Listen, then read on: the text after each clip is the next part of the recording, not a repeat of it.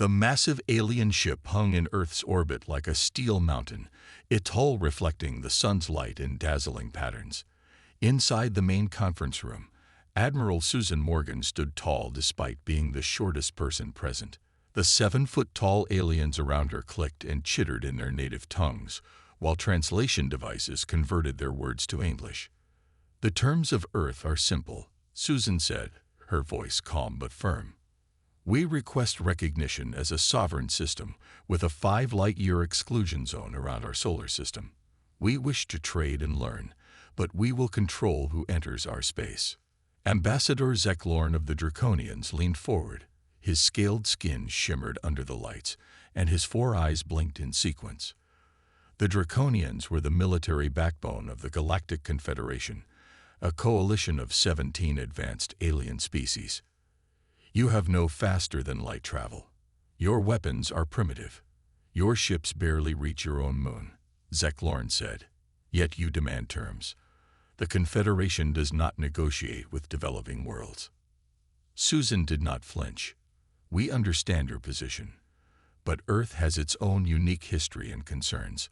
We simply wish for mutual respect." Dr. Alan Fletcher, Earth's leading expert on alien biology, noticed the subtle change in the aliens' postures. The Draconians were showing dominance behaviors. The Maruggians in the corner were displaying what he had identified as amusement. None of them were taking humans seriously. "Perhaps a demonstration would help," Susan suggested. "A demonstration?" Zeklorn's translator conveyed his mocking tone perfectly. "Of what?" "Your primitive nuclear weapons. Our smallest scout ships could survive such attacks." Susan smiled slightly. "No demonstration, then. Just remember this warning. Earth wishes for peace and friendship, but we are prepared for alternatives. We hope you respect our boundaries." The alien delegation erupted in a sound that the translators identified as laughter. A smaller alien with 6 limbs spoke up. "Your species has existed for a mere blink of cosmic time.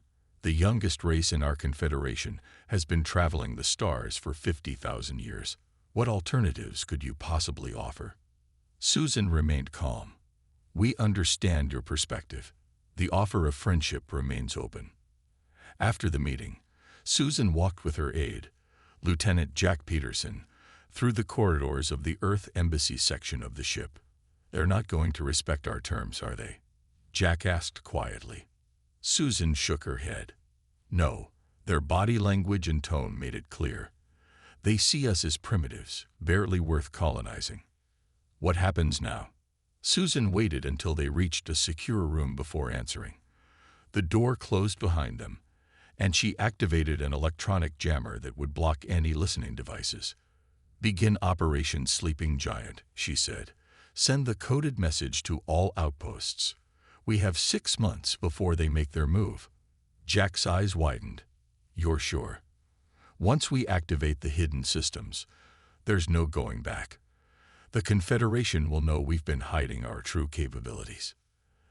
They gave us no choice. Did you see the resource surveys they were conducting during the talks? They weren't being subtle. They've already marked Earth for resource extraction." Susan looked out the small window at the blue planet below. "We gave them a chance for peaceful cooperation. They chose to see us as weak prey instead." Jack nodded and opened a secure communication device. He entered a series of codes and pressed his thumb against the scanner. Message sent. All Earth defense systems are now on standby alert. In space, as the alien delegation returned to their ship, they remained unaware of the small changes happening across Earth's solar system. Deep in the lunar caves, ancient machinery hummed to life. Beneath the waters of Earth's oceans, hidden bases began powering up systems untouched for decades. And in the orbit of distant Pluto, sensor arrays adjusted their positions, ready to give early warning. The Confederation had made their choice. They had met humanity and found them wanting. It was a mistake they would soon regret. 6 months passed quickly. Captain Noah Williams yawned as he completed his shift at the Lunar Defense Station. The small base, officially listed as a research outpost, had been on high alert since Admiral Morgan's meeting with the Confederation. Nothing had happened yet, and many were starting to think nothing would. Noah checked the long-range sensors one last time. The screen showed the usual traffic around Earth: satellites, the International Space Station, and supply ships. All normal. He was about to log out when a red dot appeared at the edge of the sensor range. "That's odd," he muttered, zooming in on the reading. Then another red dot appeared, and another. Within seconds, the screen filled with red dots approaching from behind Mars. Noah hit the alarm button. Unknown vessels entering the system. This is not a drill. The station erupted into activity. Noah's hands flew over the controls as he tried to get better readings on the approaching ships. The system identified them as Draconian vessels, over 50 warships moving toward Earth at high speed. "Why didn't we detect them sooner?" demanded Colonel Frank Miller, rushing into the command center. "They must have used some kind of stealth technology," Noah explained. "They were hiding behind Mars until now."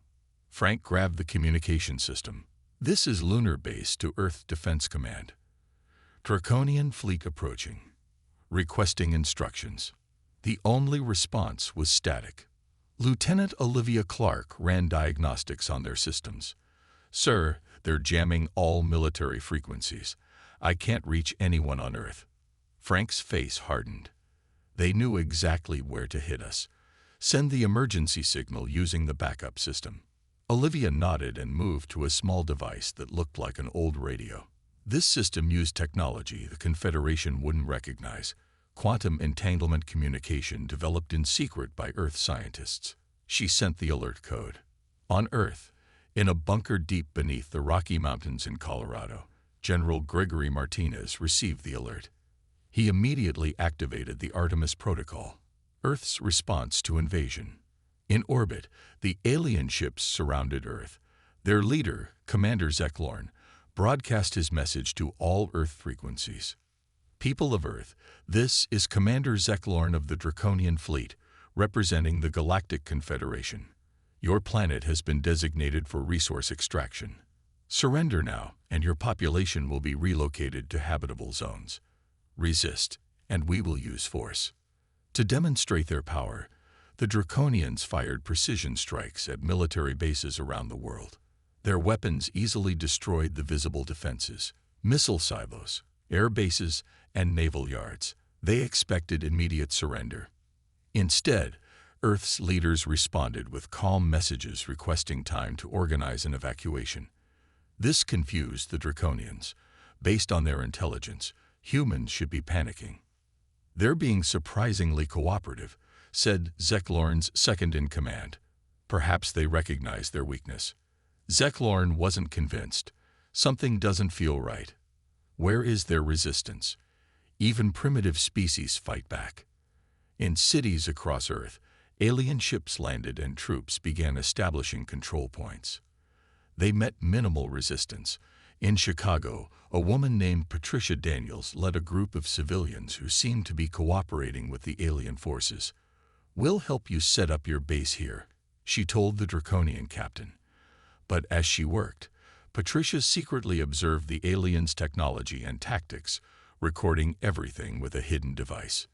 Deep beneath the Pacific Ocean, in a facility unknown to the Confederation, Director Catherine Harris received reports from people like Patricia all over the world.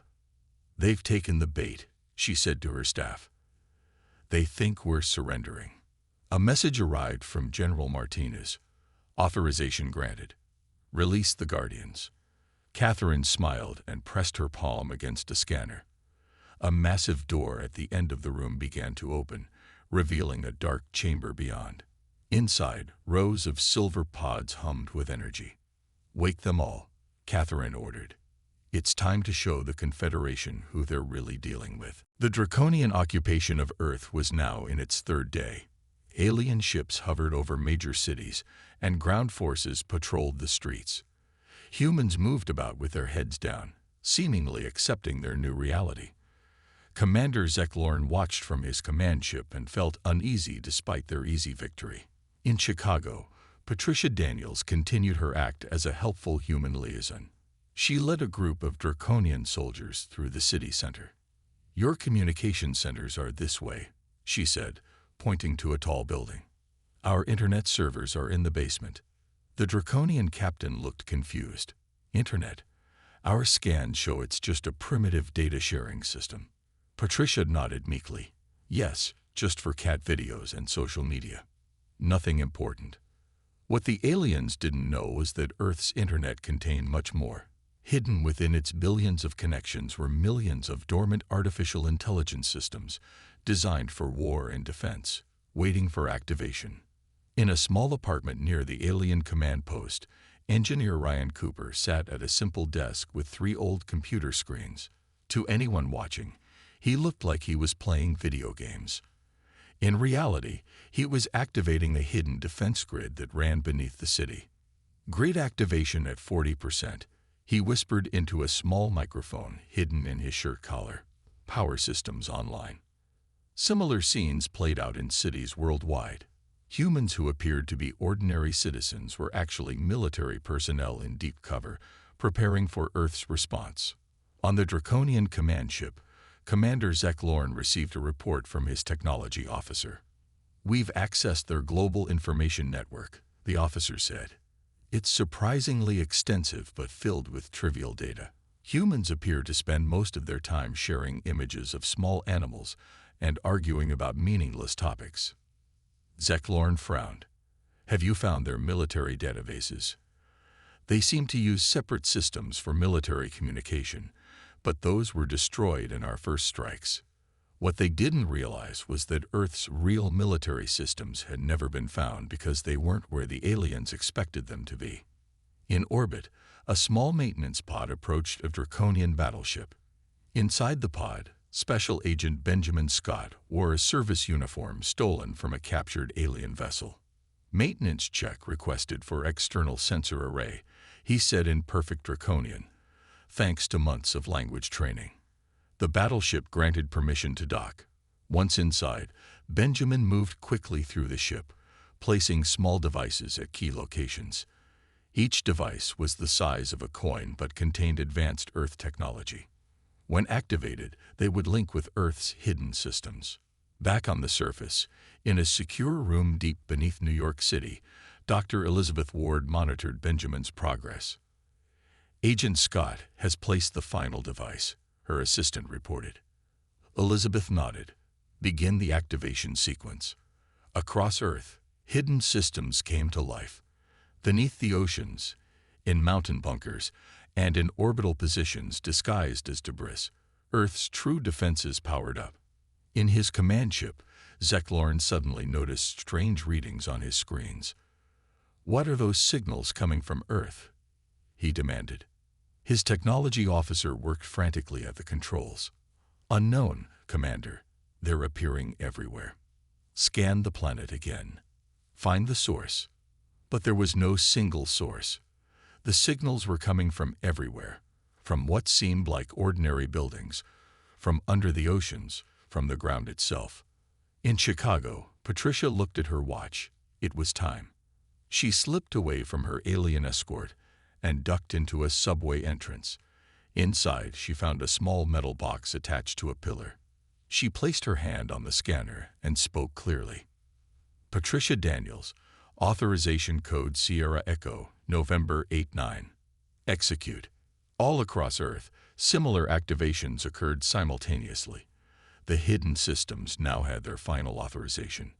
On the Draconian command ship, alarms blared as their systems detected massive energy surges from the planet below. For the first time since the invasion began, Zek Lorne felt fear. "What is happening?" he demanded. His second-in-command pointed to the view screen. "Commander, look." All around Earth, what had appeared to be ordinary satellites were transforming, unfolding like mechanical flowers to reveal advanced weapon systems. "Impossible," Zek Lorne whispered. "Their technology is primitive." The truth was dawning on him too late. The humans had never been primitive. They had simply appeared that way. And now, they were revealing their true power. The Draconian fleet scrambled to respond as Earth's hidden weapons systems came online. What had seemed like an easy victory was turning into a nightmare. Commander Zeklorn barked orders from his command chair. Raise all shields. Target those weapon platforms. But before his ships could fire, a strange silver mist rose from Earth's surface. It wasn't smoke or gas. It was billions of microscopic machines. Nanites. Dr. Elizabeth Ward watched from her command center as the nanite swarms she had developed over the past decade rose into the atmosphere. On her screens, she could see the tiny machines surrounding the alien ships. Nanite swarms at full deployment, her assistant reported. Beginning Phase 1 attack.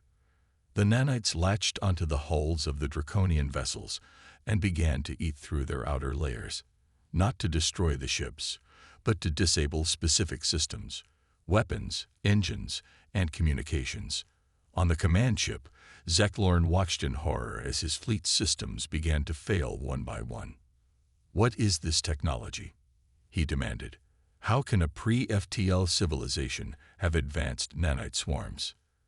The answer was simple. Earth had never been pre-FTL. They had simply hidden their true capabilities. Beyond Earth's orbit, what had appeared to be ordinary asteroids began to move. These weren't rocks. They were disguised defense platforms. Dr. Ward activated them with a simple command. Orbital platforms online, she said, targeting alien support vessels. The platforms fired beams of concentrated energy that cut through the shields of the smaller draconian ships with ease. It wasn't a destructive attack. It was precise and calculated, designed to disable rather than destroy. On Mars, in a base that had been hidden beneath the red planet's surface for decades, Colonel Victor Hayes received the signal that Earth's counterattack had begun. He pressed his palm against a scanner, and the massive doors of the underground hangar slid open. Mars Base Alpha is operational, he announced to his crew. Launch all defenders. From beneath the Martian surface, hundreds of ships rose into the thin atmosphere. These weren't the simple rockets the Confederation had observed humans using. These were advanced warships, built using technology that Earth had kept hidden for generations. Major Nickel Bennett sat in the control room of Earth's gravitational research facility in Antarctica. What the Draconians thought was a scientific outpost was actually the control center for Earth's most powerful defensive weapon. Gravitational disruptors at full power, she reported, targeting the main Draconian fleet. She activated the system, and invisible waves of distorted gravity spread out from Earth. The waves didn't harm the ships directly. Instead, they altered the space around them, making it impossible for the vessels to maneuver or escape.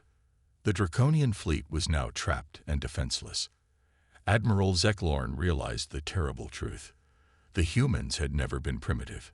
Their visible technology, the rockets, the satellites, the simple weapons, had all been a front, a deception to hide their true capabilities. Send a message to the Confederation, he ordered his communication officer. The humans were never primitive.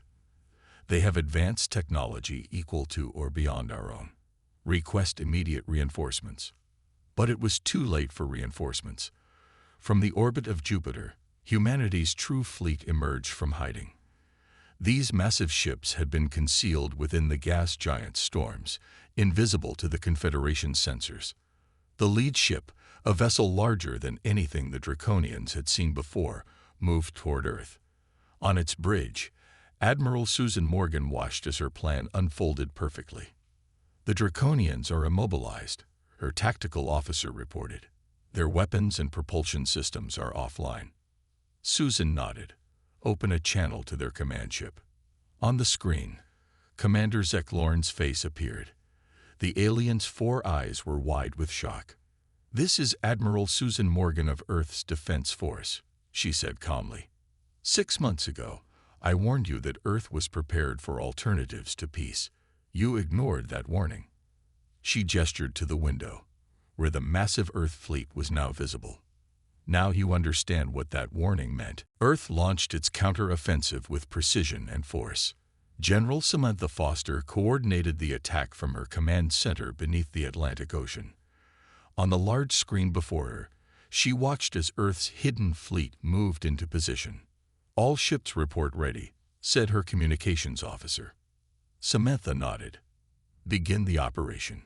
In space, the U.S. Defiant led Earth's counterattack.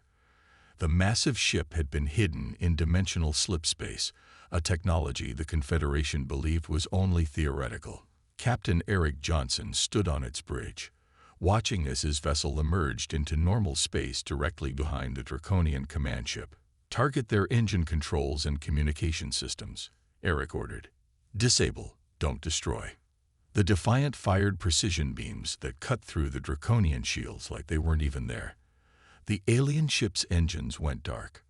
Across the solar system, Earth's hidden forces revealed themselves. Ships that had been disguised as asteroids transformed. Bases hidden on moons and planets activated their weapon systems. What had seemed like a small, vulnerable planet now showed itself to be the center of a vast, heavily armed defense network. Lieutenant Daniel Murray sat at his station on Earth's Central Command, operating the Quantum Entanglement Communication System. This technology allowed instant communication across any distance, with no way for the aliens to intercept or jam the signals. All ships and bases are connected, Daniel reported. Coordinated attack pattern is active. The Draconians, now desperate, launched waves of fighters toward Earth. They hoped to break through and attack the planet directly. What they didn't expect was Earth's atmospheric defense shield. As the fighters entered Earth's upper atmosphere, a shimmering blue field appeared. The fighters crashed against it like bugs hitting a windshield. Not one got through. Dr. Richard Winters watched from his laboratory as his life's work finally showed its worth. The atmospheric shield had been hidden in plain sight for decades, disguised as normal atmospheric phenomena. Shield holding at 100%. His assistant reported. No breaches detected. Richard smiled. Activate the second layer.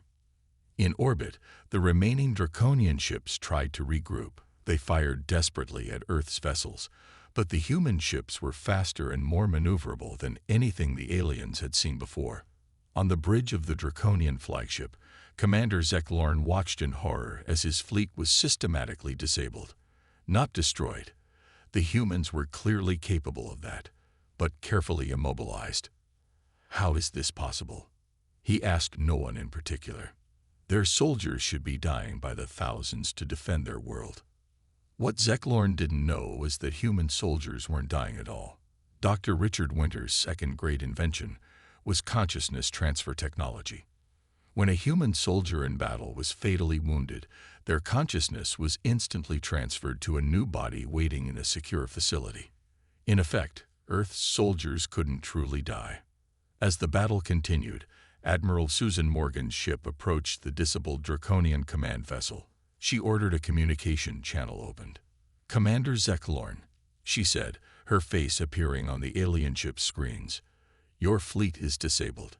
Your ground forces are cut off. You have no choice but to surrender. Zeklorn's 4 eyes blinked rapidly, a sign of extreme stress in his species. What are you? Susan smiled slightly. We are humans. We've lived in peace for centuries, but we never forgot how to fight. We've been watching the stars for a very long time, Commander. We saw what happened to other worlds that weren't prepared when the Confederation arrived. She leaned forward. So we prepared. Everything you've seen, our ships, our weapons, our defenses, is only a fraction of what we've built. On Earth, the Draconian ground forces found themselves suddenly surrounded by advanced human troops. Their weapons stopped working as hidden signal jammers activated throughout every occupied city. In Chicago, Patricia Daniels dropped her act as a helpful liaison. She pulled out a small device and activated it. Every Draconian soldier in a 3-mile radius froze in place as their armor locked up. This is Earth Defense Force, she said into her communication device. Sector 7 is secure. Similar reports came in from around the globe. Within hours, every Draconian invader on Earth was captured without a single shot fired. The counteroffensive was complete. Earth had won. 3 days after Earth's victory, representatives from the Galactic Confederation arrived at the edge of the solar system. They came in diplomatic vessels, not warships, and requested permission to enter Earth space. Admiral Susan Morgan granted their request, but limited them to a single ship. The meeting took place on the neutral ground of Earth's largest space station, a massive structure that had been hidden behind the moon until now. Professor Laura Davis, Earth's leading historian, prepared to explain humanity's true history to the aliens. The Confederation delegates entered the meeting room with obvious caution.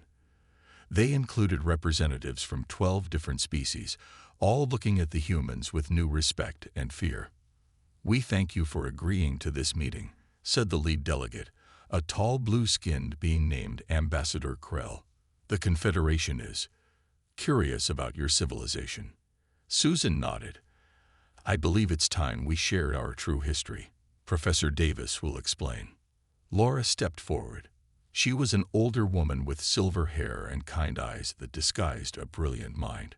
She activated a holographic display in the center of the room. "Humanity has known about alien life for thousands of years," she began. "Our first contact was not with your Confederation, but with another race we call the predecessors." The hologram showed images of an ancient alien species with elongated features and six-fingered hands. 10,000 years ago, the predecessors visited Earth. They were dying out as a species and saw potential in humanity. They chose to help us by leaving behind their technology and knowledge. The alien delegates whispered among themselves in shock. Laura continued, "For centuries, we developed in secret. We learned that the galaxy could be a dangerous place, so we created a facade. We let the stars see only what we wanted them to see, a primitive world taking its first steps into space." The hologram showed Earth's public space program, simple rockets and satellites, alongside images of Earth's true technological achievements hidden beneath the surface. "We detected your observation probes centuries ago," Laura explained. "We knew you were watching, so we gave you a show while building our real civilization underground, in the oceans, and in hidden bases throughout our solar system." General Matthew Phillips stepped forward. He was a tall man with a stern face who oversaw Earth's colonial defense forces. "Earth is not alone," he explained. "We have established colonies in 12 star systems, all hidden from your detection. We use dimensional slip technology to travel between them without leaving traces in normal space." The aliens looked stunned. One of them, a reptilian being, spoke up. "Impossible. We have surveyed the entire sector. There are no human colonies." Matthew smiled. "There are many ways to hide a colony. Some are beneath the surfaces of seemingly uninhabitable worlds.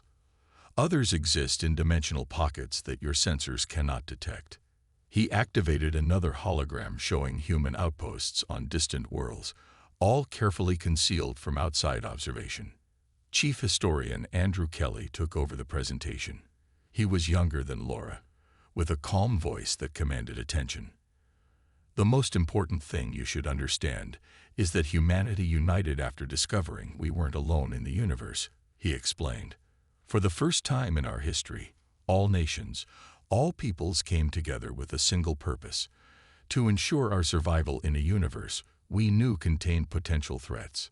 The hologram showed images of Earth's former nations uniting under a single global government.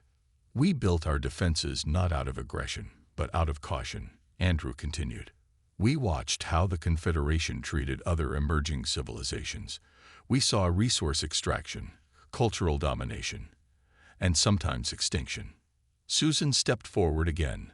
"We wanted peaceful contact with the Confederation. We still do. But we needed to be sure we could protect ourselves if peace wasn't possible." The lead delegate, Ambassador Krell, looked troubled. "The Confederation has existed for 50,000 years. We have never encountered a civilization that managed to hide its true nature from us so completely." Susan's expression remained neutral. "Perhaps that should tell you something about how the Confederation conducts itself in the galaxy." For the first time since the meeting began, the aliens looked genuinely ashamed. 6 months after the failed invasion, a grand peace conference began. Representatives from all 17 species of the Galactic Confederation gathered in Earth's newly revealed orbital station. This massive structure, hidden for decades, now served as neutral ground for creating a new galactic order. Admiral Susan Morgan led the Earth delegation. She walked confidently into the main conference chamber, no longer the underestimated envoy, but a respected leader who had revealed humanity's true power.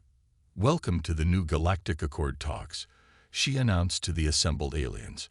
"Earth appreciates your willingness to discuss a more balanced relationship between our civilizations." The Confederation was no longer united. Many species had broken away, seeking separate alliances with Earth. They had seen the power humanity wielded and wanted protection rather than confrontation. Ambassador Krell, who now led the remaining Confederation forces, spoke first.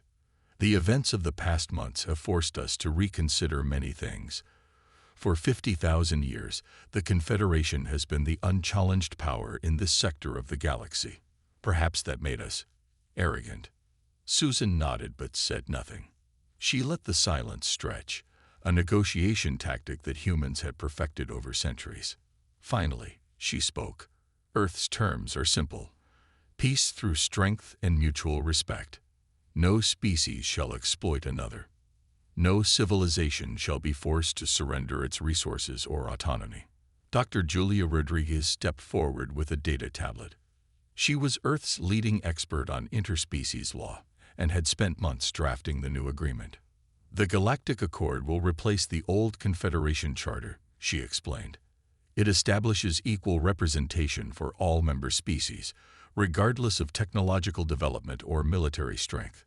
The Draconian representative, not Zeklorn but a new diplomat named Vextrol, looked uncomfortable. "And what of the Draconian Empire? We were the military backbone of the Confederation." Susan fixed him with a steady gaze. "The Draconians will demilitarize key border systems and pay reparations to worlds they have exploited. In return, Earth will not seek further sanctions." The terms were harsh but fair. The Draconians had launched an unprovoked attack on Earth. They were lucky to escape with their civilization intact. Over the next week, the details of the new galactic order took shape. Earth established the Terran Protectorate, offering defensive alliances to smaller galactic civilizations that had previously been bullied by the Confederation.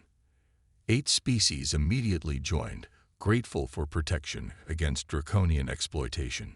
5 others waited, still uncertain about aligning with this newcomer to galactic politics. The remaining 4 stayed with the remnants of the Confederation, though with significantly reduced influence. On the final day of the conference, after all documents were signed, Susan stood on the observation deck of the station. Earth's blue sphere hung in space below, no longer hiding its true nature. Around the planet, the orbital defense network was clearly visible, a ring of technological marvels that had remained hidden for so long. Captain Kevin Howard joined her at the viewing window. "Quite a view," he said. Susan nodded. "And quite a change from 6 months ago." They watched as ships from a dozen species docked at the station. Trade agreements were already being negotiated. Cultural exchanges were planned. The galaxy was transforming.